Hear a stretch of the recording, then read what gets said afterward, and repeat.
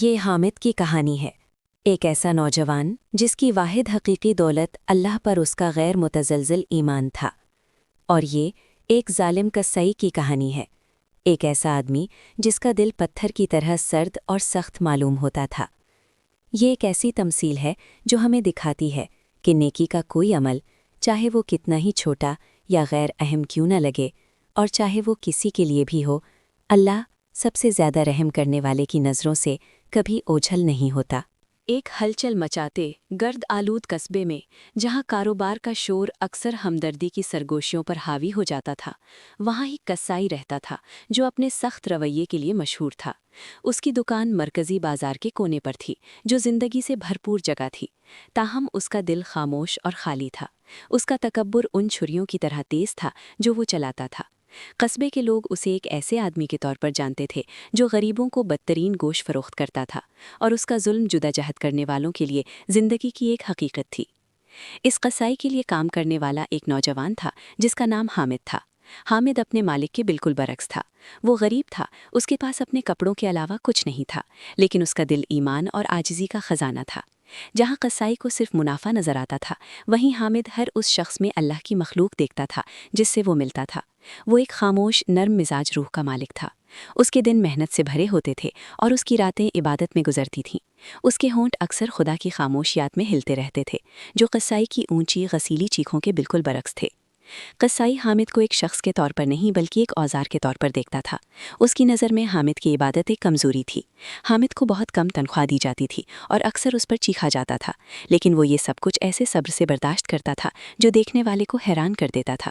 اس کا ماننا تھا کہ اس کا رزق اللہ کی طرف سے آتا تھا اور قصائی صرف ایک ذریعہ تھا۔ یہ خاموش وقار قصائی کی نفرت کو مزید بڑھاتا ہوا معلوم ہوتا تھا۔ وہ ایک ایسے آدمی کو سمجھ نہیں پا رہا تھا جو طاقت پیسے یا اختیار میں نہیں بلکہ ایمان میں پاتا تھا۔ اگر آپ کو یہ کہانی تھوڑی سی بھی اچھی لگ رہی ہے تو چینل کو سبسکرائب ضرور کر لیں۔ اب چلیے کہانی کو آگے بڑھاتے ہیں۔ ایک جھلسا دینے والی دوپہر کو جب سورج بے رحمی سے تپ رہا تھا، قصائی کا غصہ آخرکار پھٹ پڑا۔ حامد کی طرف سے ایک چھوٹی سی غلطی، ایک کام تھوڑا آہستہ کرنا، ایک غلط فہمی پر مبنی حکم نے قصائی کو غصے میں ڈال دیا۔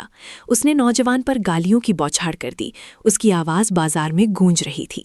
لیکن اس بار اس کا غصہ صرف الفاظ سے آگے نکل گیا۔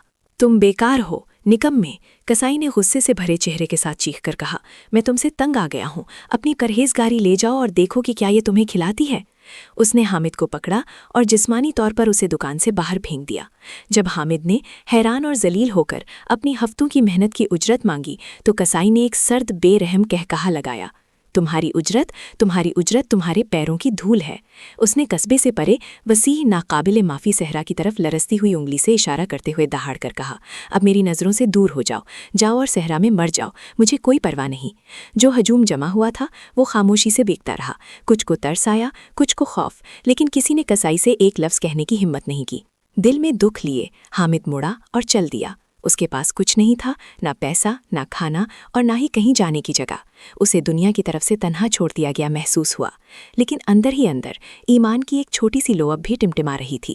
وہ جانتا تھا کہ اگر سب اس کے خلاف ہو جائیں تب بھی اللہ اس کے ساتھ ہے۔ جب وہ قصبے کے دروازے پر پہنچا تو اس نے ایک قابل رحم منظر دیکھا۔ ایک کمزور اونٹنی ایک کھونٹے سے بندھی ہوئی تھی، اس کی ہڈیاں باہر نکلی ہوئی تھیں۔ حامد نے جانور کو پہچان لیا۔ اس نے کچھ عرصہ پہلے ہی اپنی بچت کے آخری حصے کو استعمال کرتے ہوئے اس اونٹنی کو قصائی کی چھری سے بچایا تھا۔ اسے اب دیکھ کر اس نے مشترکہ تکلیف کا ایک رشتہ محسوس کیا۔ ایک آہ بھر کر اس نے رسی کھول دی۔ اس کی کوئی منزل نہیں تھی، لیکن وہ نامعلوم کا سامنا اکیلے نہیں کرے گا۔ ایک ساتھ دو کھوئی ہوئی ہوہیں، وہ اور اونٹنی، قصبے سے نکل کر لامتناہی ریت میں قدم رکھ گئے۔ صحرا صفاق تھا، سورج آسمان پر ایک ظالم کی طرح تھا اور ریت ان کے پیروں کے نیچے آگ جیسی محسوس ہوتی تھی۔ دن گرمی اور پیاس کی دھند میں دھندلا گئے۔ حامد کا پانی کا چھوٹا ذخیرہ تیزی سے ختم ہو رہا تھا۔ اس کا گلا خشک تھا اور اس کا جسم راحت کے لیے چیخ رہا تھا۔ اس نے اونٹنی کی طرف دیکھا جو خاموشی سے اس کے ساتھ چل رہی تھی۔ وہ بھی تکلیف میں تھی۔ اس کا سر جھکا ہوا تھا، اس کے قدم سست اور بھاری تھے۔ پھر سچ کا لمحہ آیا۔ حامد کے پاس صرف چند گھونٹ پانی بچا تھا، دونوں کے لیے کافی نہیں تھا اور ایک کے لیے بھی بمشکل کافی تھا۔ ہر جبلت اسے خود کو بچانے کے لیے چیخ رہی تھی، لیکن جیسے ہی اس نے پانی کی مشک کو اپنے پھٹے ہونٹوں تک اٹھایا، اس نے اونٹنی کی نرم تکلیف دہ آنکھوں میں دیکھا۔ یہ اللہ کی مخلوق تھی، ایک ایسی زندگی جسے اس نے بچانے کا انتخاب کیا تھا۔ اس فیصلہ کن لمحے میں اس کی ہمدردی اس کی مایوسی پر غالب آ گئی۔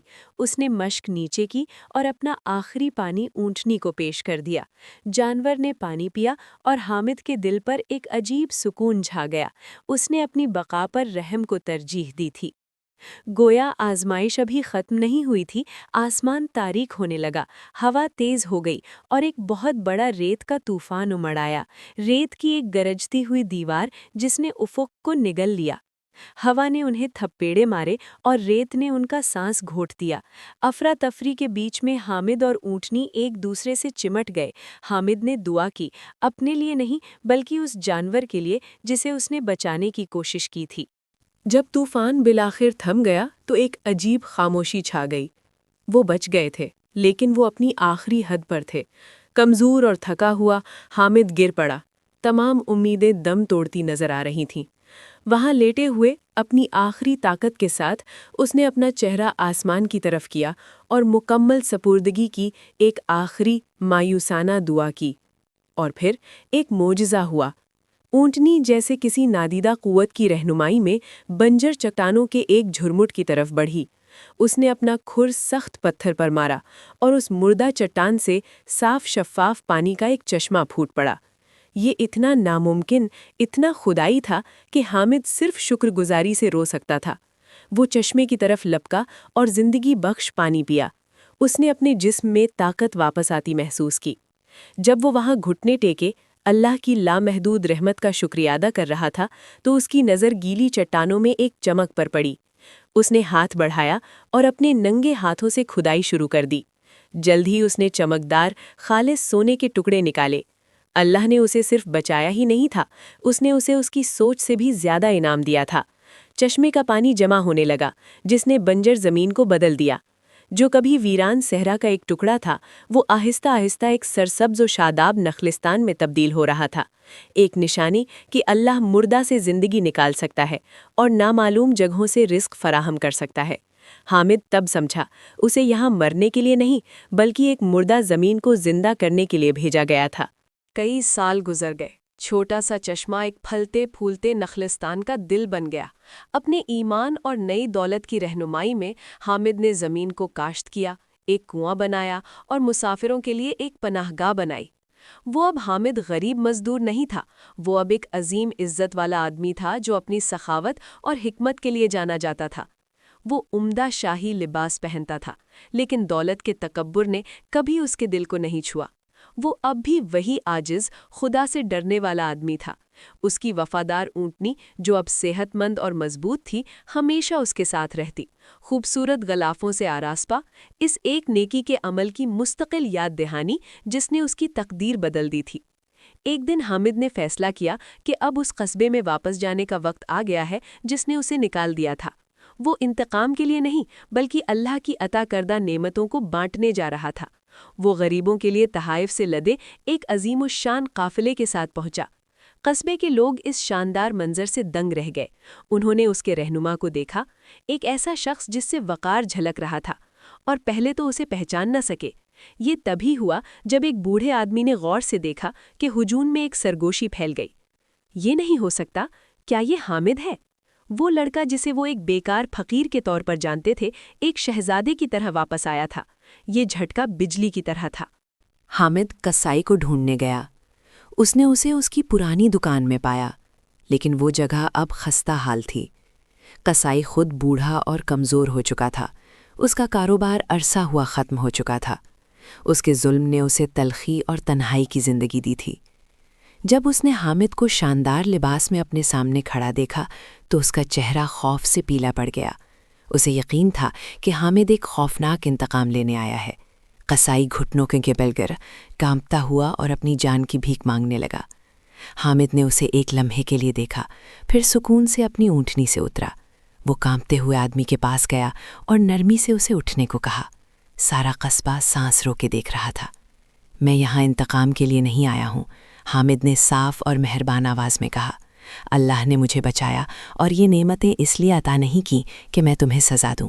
اس نے مجھے یہاں یہ دکھانے کے لیے بھیجا ہے کہ اس کی نظر میں ہمدردی کبھی ضائع نہیں ہوتی۔ اس کے بعد اس نے بوڑھے کسائی کو کھانا، پانی اور اتنا سونا پیش کیا کہ وہ اپنی باقی زندگی آرام سے گزار سکے۔ اس نے حیران ہجوم کی طرف رخ کیا اور اپنی دولت غریبوں میں بانٹ دی، اس بات کو یقینی بناتے ہوئے کہ کوئی بھوکا نہ رہے۔ وہ ایک شکار کے طور پر انتقام لینے نہیں بلکہ اللہ کی رحمت کا ایک ذریعہ بن کر واپس آیا تھا۔ اس نے انہیں دکھایا کہ حتمی فتح بدلہ لینے میں نہیں بلکہ معافی میں ہے۔ حامد کی کہانی ہم سب کے لیے ایک طاقتور یاد دہانی ہے۔ یہ ہمیں سکھاتی ہے کہ جب آپ اللہ کی خاطر کسی چیز کی قربانی دیتے ہیں تو وہ آپ کو بدلے میں کچھ بہت بہتر عطا کرتا ہے۔ حامد نے پانی کے اپنے آخری قطرے ایک بے بس جانور کو دیے اور اللہ نے اسے پورا نخلستان عطا کر دیا۔ اس نے ناانصافی کا سامنا صبر سے کیا اور اللہ نے اس کا درجہ اس کی وائلڈسٹ خوابوں سے بھی بلند کر دیا۔ اس کی ہمدردی بھلائی نہیں گئی۔